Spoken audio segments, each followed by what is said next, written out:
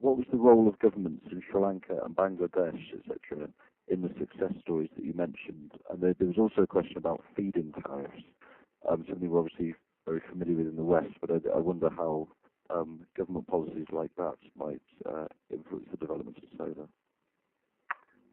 Okay. Well, let me take the first one, just on Sri Lanka and Bangladesh vis-a-vis the policy. Really, the policy in both Sri Lanka and Bangladesh at that point was to engage with the World Bank and to take in and accept the expertise of the World Bank in the early stages of doing the feasibility and then of doing the project implementation.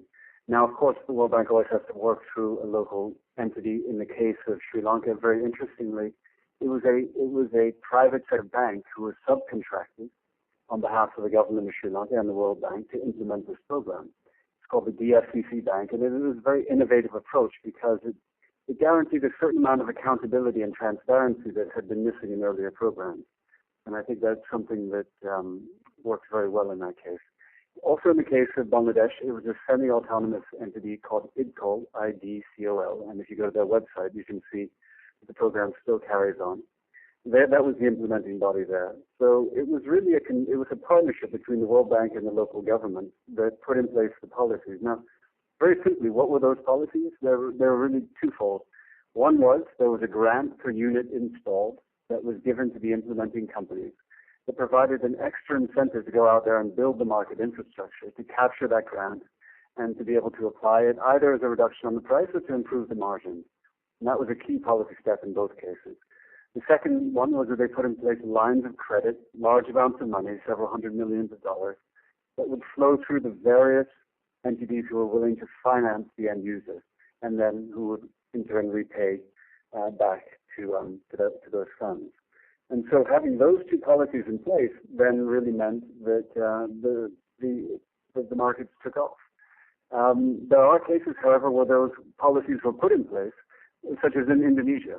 So both the same policies were put in place, but because of the Asian crisis, nobody stepped in to pick them up between the years of 2000 and 2004, and in the end the program withered away and never achieved its objectives, which was a sad story, but it was very much compounded in that case by the fact that nobody was willing to step in at that stage and implement the project on the ground.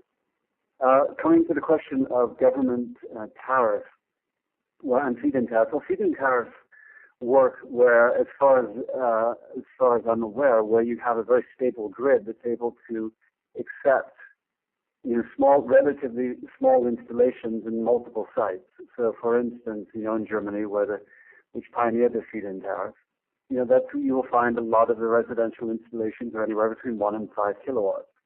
Well, the point is there's several barriers to that in the developing world. First is that often you find the grid isn't that stable, and it is debatable about how much it could take inputs of that small amount. Maybe that's something Mark wants to talk about in more detail. But the other point is obviously that the need of the hour in emerging markets for the solar tapped into was this point that nobody had power, and this was an ideal solution for them. Whereas when it comes to the feed-in tariff, that's then a straight economic issue. And so in Germany, the reason people do it one beyond the environmental motive is because they'll get a decent return on investment on their money. They will effectively earn more for the electricity they generate than the amount of electricity that they use, and every month they have a return on their investment. Well, in the case of the developing world, that isn't money that's necessarily easily available, and it's not yet something that governments have shown themselves willing to do.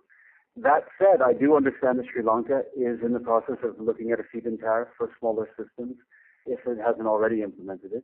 And India has implemented a feed-in tariff for large-scale systems of 1 megawatt and above. And so at the larger scale, you will start to see the feed-in tariffs becoming relevant, I think, in the developing world.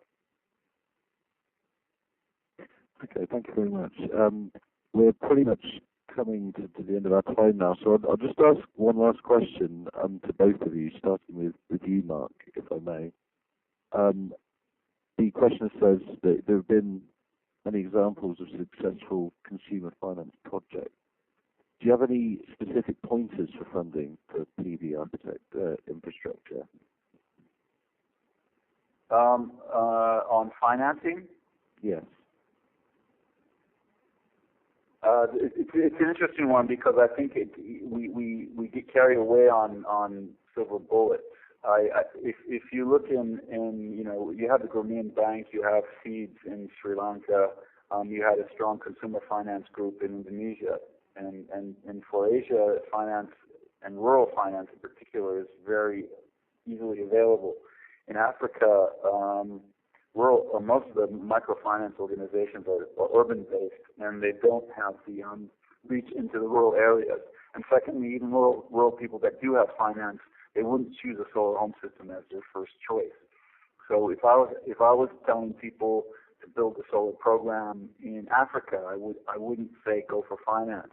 I'd go for what Damian was talking about: market placement, working with entrepreneurs, working with consumers to raise awareness, and as they did in Sri Lanka, incentives.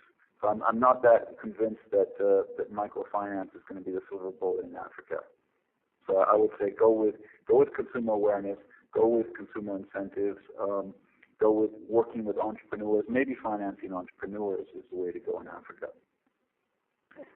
Thank you very much. And Damian, if you could just finish off by. Yeah, and I absolutely agree with Mark.